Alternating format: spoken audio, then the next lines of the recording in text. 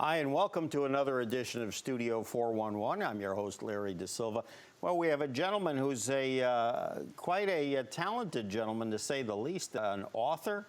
He's also a well-known concert pianist, and he's going to talk to us about some work he did a few years ago that is the subject of his book, which we can call, I guess, historical fiction, and he'll share some thoughts on that. We have a gentleman named John Robilette, and he is the author of The Federal Pianist, published by Teitelbaum Publishing.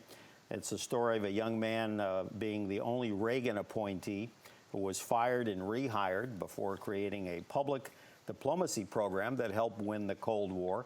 And not with the firing of a gun, but with classical music in 63 countries around the world. It's a sad, comical, and explosive story of an innocent and vortex of power.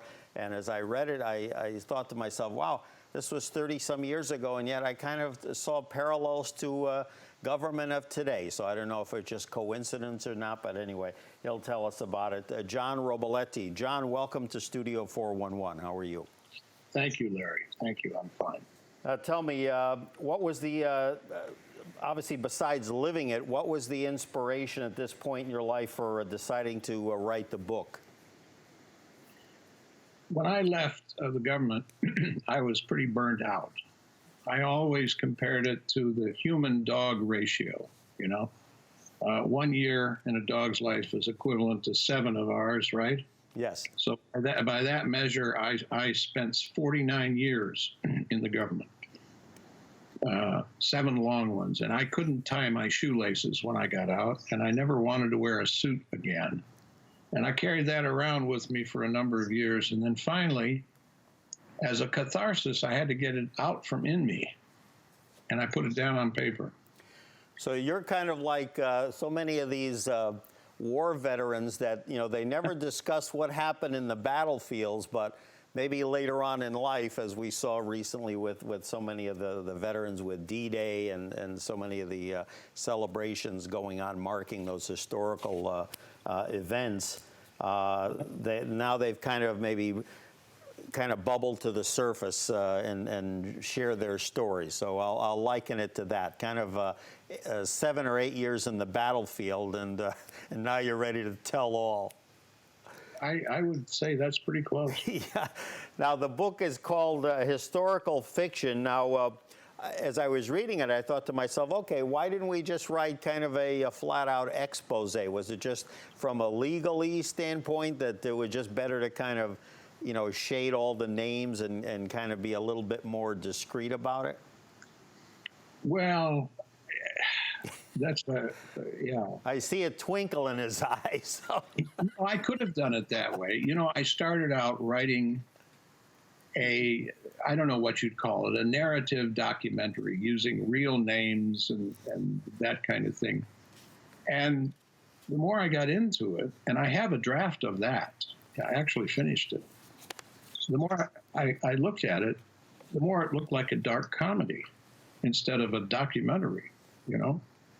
So I thought, well, if I change the names and I could tweak it just a little bit here and there, it would be really tasty and would underscore what I want, the points I wanted to make. But that doesn't take away from the fact that it's preponderantly true. Now, I monkeyed a little with the last 2 chapters regarding the president, that's all. Now, to put it in perspective, at this point in time in real life, when you assumed the time in Washington, D.C., you were a man in your, what, early to mid-30s? Early. Early, yeah. Okay. And tell us a little bit about just your background. Where do you hail from? Where were you born? Oh, I was born in a small town in the Midwest, in southwestern Wisconsin, and called Monroe. Okay, and then you went to when you were kind of catapulted into the D.C. scene. You were teaching, I assume, like the character in the book, Jason. You were teaching at a small college. I was teaching at a podunk university in a small town. There wasn't much to do there. And I don't know if you've ever been in a music institution, and that's a good word, actually. I'm talking about music academia, piano faculties. It's a culture within a culture. There's a lot of jealousy. There's a lot of pettiness, a lot of backbiting, a lot of fighting over tenure, and so forth and so on. In this particular school, there was a lot of dead wood too on the faculty. There was one guy. You asked this question, you know, Yes. so I'm, Absolutely. there was one guy who had seniority. He made more money than anybody else. And long-standing members of other faculties in the university could not remember, nor could anyone remember him ever having made a sound in 25 years. This was a full professor of piano. And he's scheduled a couple of faculty concerts over a period of time, not while I was there. I heard about them and then promptly canceled them. And he had a ritual that he would go to a French restaurant every day and have a big lunch. It was the only restaurant in town. And then he'd go to Vienna in the summer and rent a garret where presumably nobody ever heard him make a sound either. And this was what you had there. And if you were a young, ambitious fella, you know, to look at the layout of this thing, it was to think that you would, you know, go all the way to the pension stage would be like being on death row, you know. Now that's very reminiscent of what you, the character, or one of the characters in the book that have a gentleman, obviously someone who's been there for a long time at the educational institution, and then is due to have a recital concert and keeps canceling. And then they actually get so bad that they actually take bets almost on whether he's going to cancel or not. See, that stuff is true. They had a pool. Yeah, you talk about it also, or in the reviews I read that basically 90% of what's in the book is true, and then the other 10% is maybe embellished just to kind of fit the story a little better. Very little of it is embellished, except, as I say, the last two chapters. Now, I wanted to say that there's the character the main character, Jason, his counterpart, shall we say, a gentleman written in the book, is Harry Cohn. I did a little digging, and I won't mention it if you don't wish me to, but I actually think I figured out who that character is based on. So do you want to discuss that, or should we just leave it alone? No, that's fine. Go ahead. Okay. You tell me if I'm right. The gentleman that apparently was your boss, and quite an interesting figure, was a guy by the name of Charles Z. Wick. Is that correct? That's right. There you go. And apparently he was, long before President Reagan assumed the presidency, apparently he was a Hollywood type. Quite an interesting career. I guess he tried to learn to play the piano long before you came on the scene. But yeah.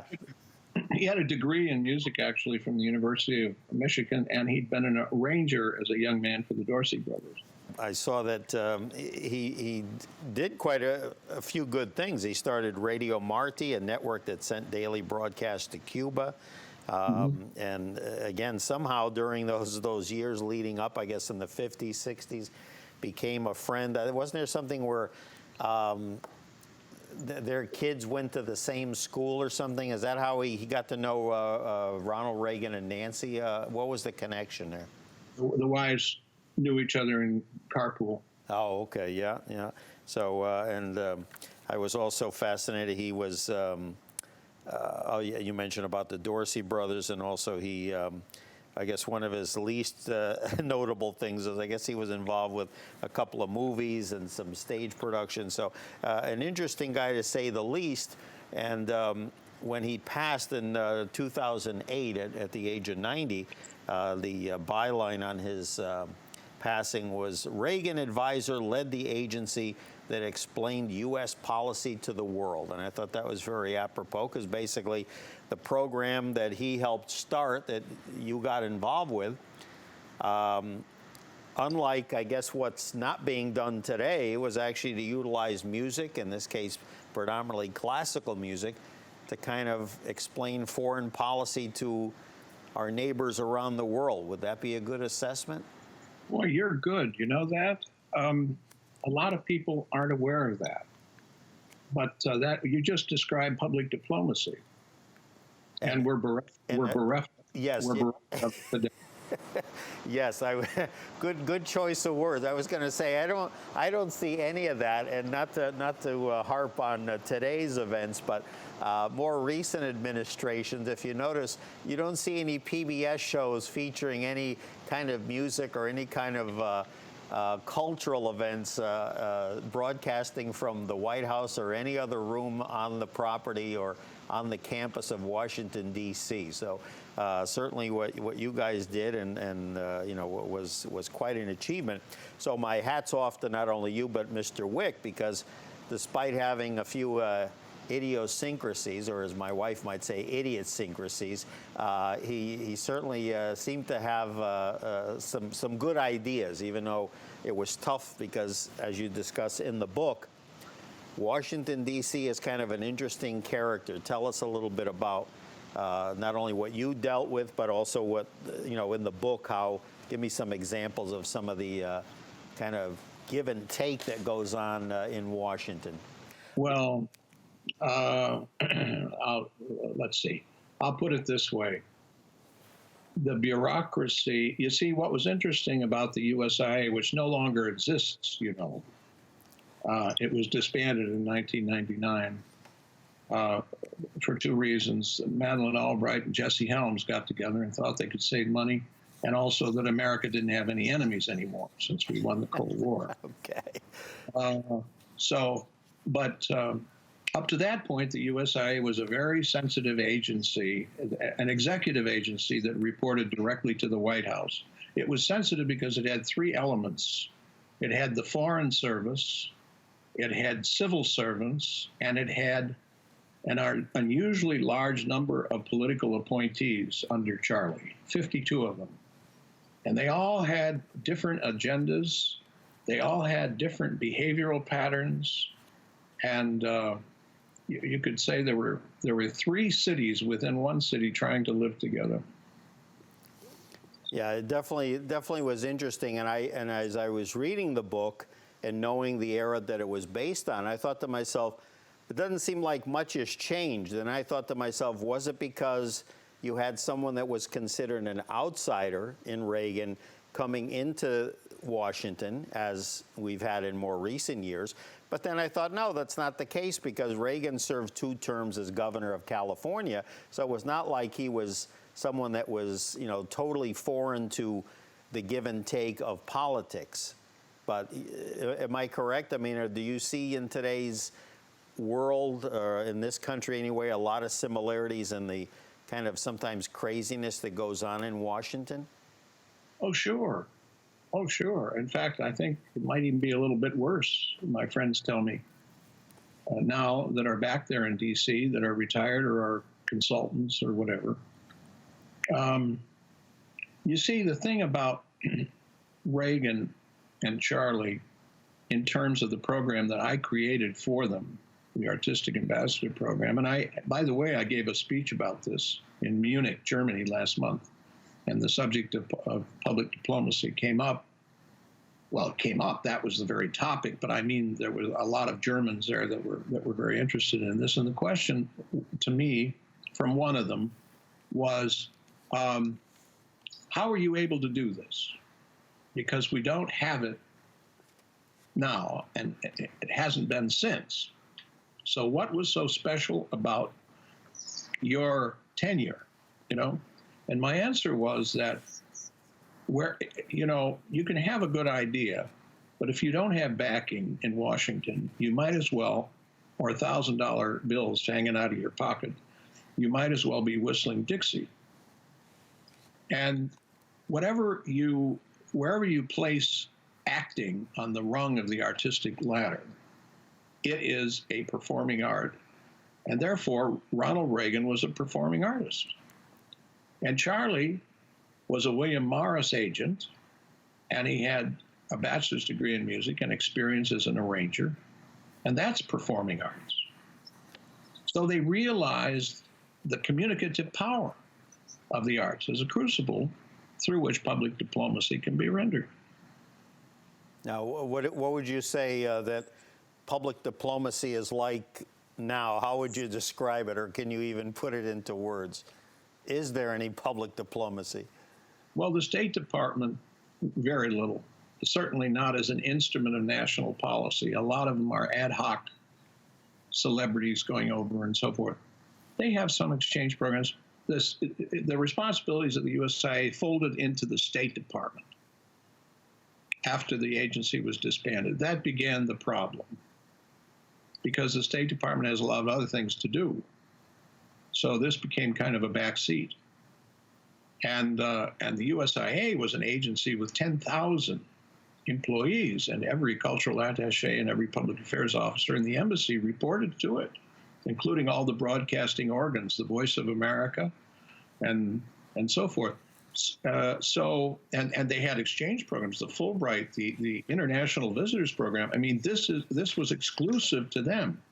Now it's been parceled out in small pieces to the State Department, which has other priorities. John Robilette joining us for the hour here on Studio 411. The book, The Federal Pianist, published by Teitelbaum Publishing. And for more information, you can go to www.teitelbaumpublishing.com or also robilette.com for more information. In the book, again, these... I said, there must be some method to the madness, but the colorful names I found that you used for some of the other characters, I wasn't about to launch an investigation and try to figure out who all these people were, but Marilyn Goodrump, Raleigh Lovemore, Marvin Mariah, just to name a few, very colorful names. You must have had a lot of fun trying to come up with these names to substitute for folks that perhaps you dealt with in real life? Actually, it was easy. Now, there was some romantic entanglements throughout the book with the main character, Jason. Were any of those based on actual occurrences that happened to you?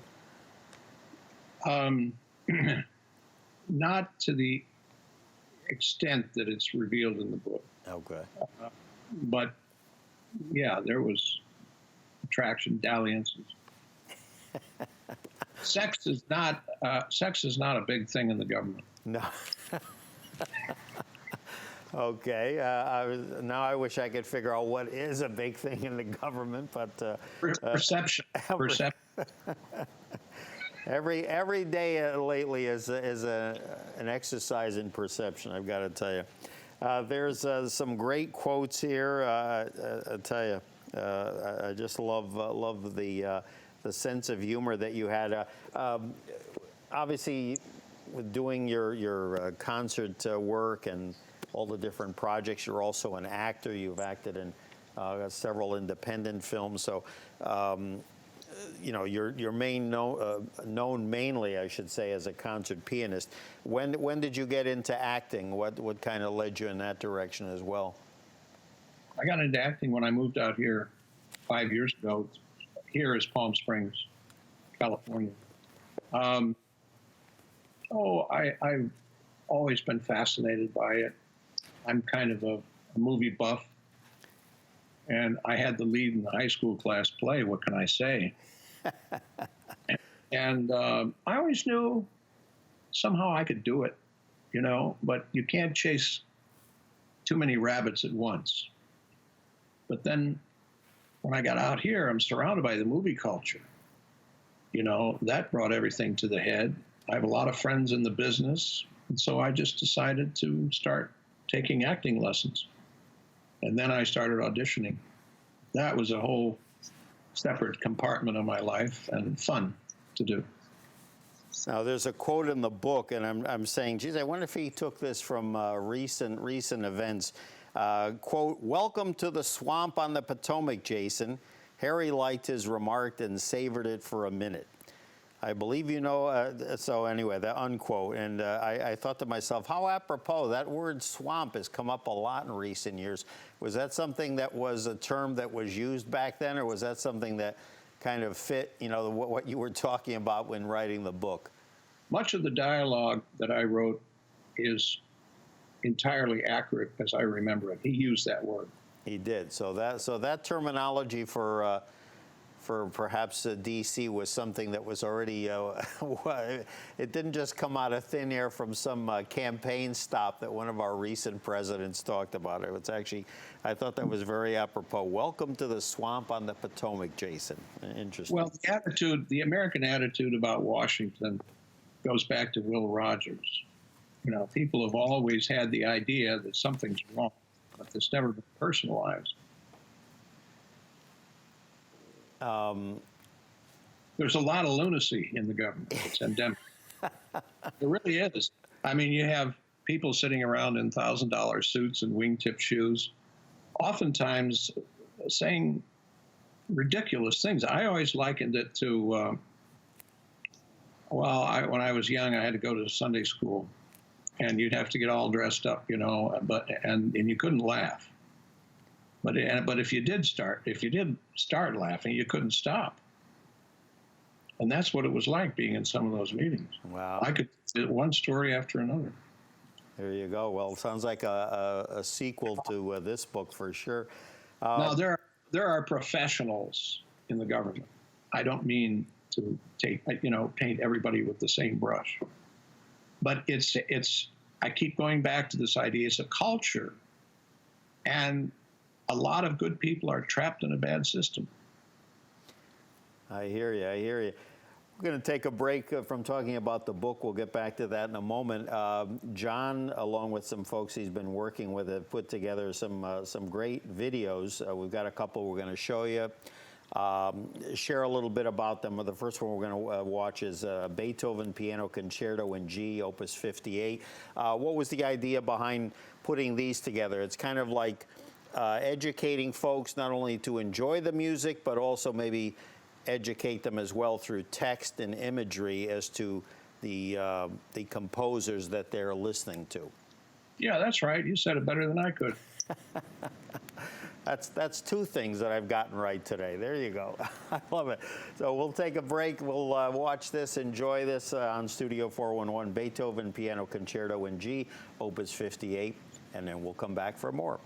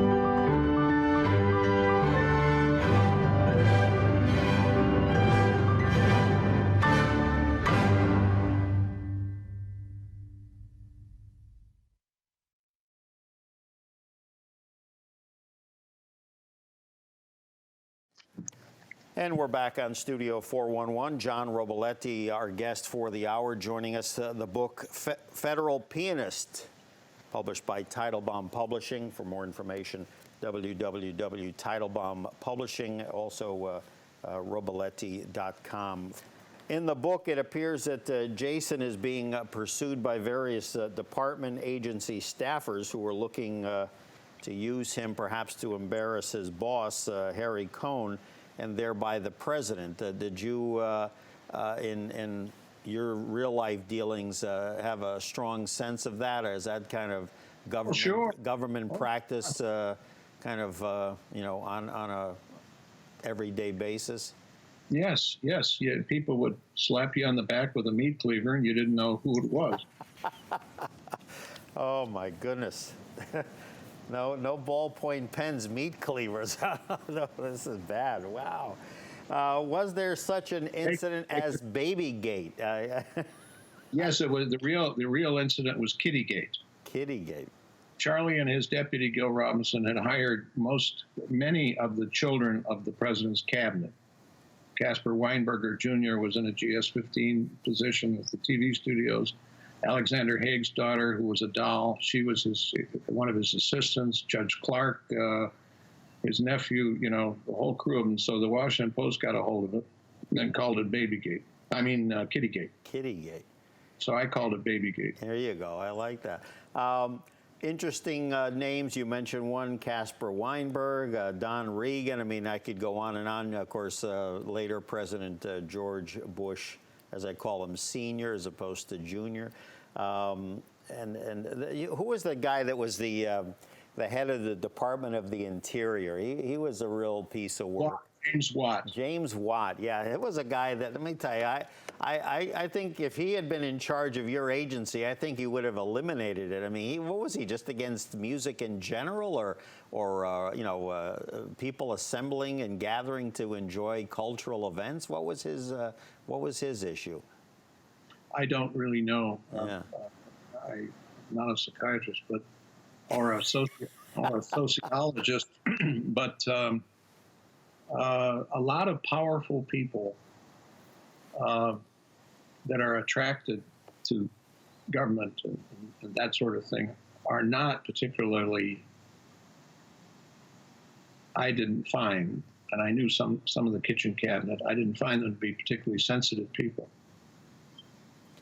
And now, in the time you were there, obviously you were busy with the program you were trying to establish and run, but did it seem to you, compared to other administrations over the last 30 years, that there was a lot of upheaval, or do you think it was relatively stable in terms of, because I did a little checking, and there were certain departments where it seemed like during those 8 years you went through, 3 or 4 department heads, and I just thought, wow, I said, that's kind of unusual. I mean, when I was a kid, it seemed like, I'll give you, for instance, like during the Kennedy-Johnson years, you had someone like Dean Rusk or Robert McNamara. I mean, these guys pretty much stayed the entire, 4 to 8 years. I mean, we live in a society, even 30 years ago, certainly now, where people are burning out or just choosing to, jump off a cliff after about a year and a half.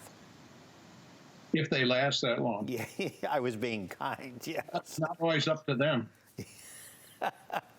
So in many ways, your boss in the book, Harry Cohn, of course, Charlie, as you call him in real life, it's a credit to all of you that even though, as you said, it did take a toll in some ways, I got the impression he seemed to thrive on it. Well, yes, I'm sure he did. He loved all that stuff. I had a point I was going to make about that. I can't remember. Well, when you think about it, you can jump in. I think you touched. I know what I want to say. Go ahead. Yeah. Let me just interrupt you briefly. Sure. The thing that was different, I think, about the Reagan administration, and I've never served in any other administration, but there was show business. Some of these guys were in show business. Even Dan Terra, his finance chairman, was a tap dancer at one time. Of course, he owned a tool and die company and was a billionaire, and his finance chairman. But I mean, he was a tap dancer. Charlie was William Morris' agent. You know, that's one of the two biggest agencies in Hollywood and New York. And Ronald Reagan was president of the United States. Now, an actor. Now, you can't bring Hollywood to the bureaucracy because they're not going to understand each other. And so there was a lot of colorful craziness. But yet somehow for at least the first term, I'm not so sure about the second term, aside from what you were doing, they seem to make it work. That's the thing that in many ways, you know, people have this tremendous memory of you know, the Reagan presidency. And even to this day, many folks, whether they're Republican or Democrats or whatever, have this like awe. It's kind of like here in Connecticut. We had a governor who, I'm not going to name who she was. Let's just say that the name Teflon applies, and it just seemed no matter what happened, good or bad. We only had one female governor, right? I'm sorry? We've only had one female governor. No, we had two. So we have to guess which one. No, the first one, Ella Grasso, was a deer. I mean, to everybody, she was like Saint Ella. The other one, without naming names because she's still around, was Teflon. No matter what happened, and no matter what the state of the state is as we know it today, Teflon could do no wrong. So anyway, but that's just, I'm going off on a tangent. But no, with Reagan, I mean, it really felt like, you know, folks, you know, had this affinity for him, and then of course it was enough that. Well, yeah, Reagan was a real president in the sense that he was presidential. You know, when he'd go to Normandy or something like that, he could actually move people, and he had some simple principles which he believed in and which he could make clear to people. You talk about. Oh, go ahead. No, he was a good communicator, and he played the role very, very well. You could be proud to take him anywhere.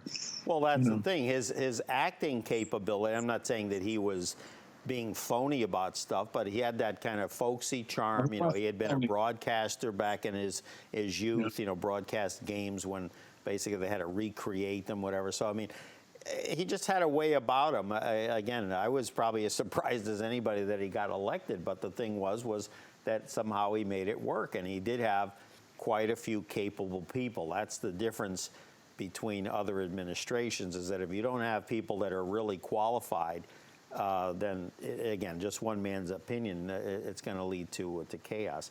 But anyway. I don't think Reagan was in any way phony.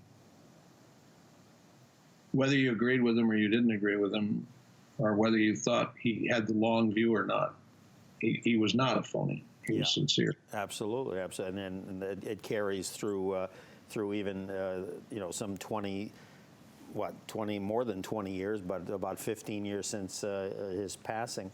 Another quote in the book that I loved: in every administration like this, different clowns, same circus. I thought that was just classic. I mean, again, you really capture the mood there for those of us who have only visited Washington, but not been in the hallowed halls of the Capitol and the White House. Well, that person that said that was Wendell Margrave, one of the smartest people I ever knew. In the book, his name is Wendell Marchant. Wendell was from Thebes, Illinois. He had 3 doctorates from Columbia University, one in German philology, one in composition, and one in something else. He was a critic for the Washington Post, and he was my first traveling consultant when we went out to do the auditions, and a more delightful traveling companion you couldn't possibly have. And he had a wonderful sense of humor, and he just entertained and regaled, and that was literally true, what he said, what that quote that you just gave. Another quote in the book, and again, I'm kind of giving these teasers because, again, just to show the audience how not only is it well written, but also engaging. Quote, "Ladies and gentlemen, cultural exchange is an effective tool of public diplomacy, and when you put it together with music, it's even better," kind of reinforcing what we spoke about earlier. And you know, I hadn't thought about that, but it is true. It is true that What is the old saying? Music soothes the savage beast. Well, we have a lot of savage beasts in our world today. I think that we need some culture and some music, to say the least. Yes, it's true. But, you know, the culture is changing. And rapidly, and I assume some of that is the old fallback line goes is because of technology. You know, what used to happen in 100 years now can happen in 20 years. What used to happen in 20 years now happens in probably a year and a half. So it is something that those of us who are a little older have to come to grips with, I guess, good or bad or indifferent. I think it has to do with what one identifies as beautiful and the importance of having beauty around you, as opposed to being excited in a more superficial way.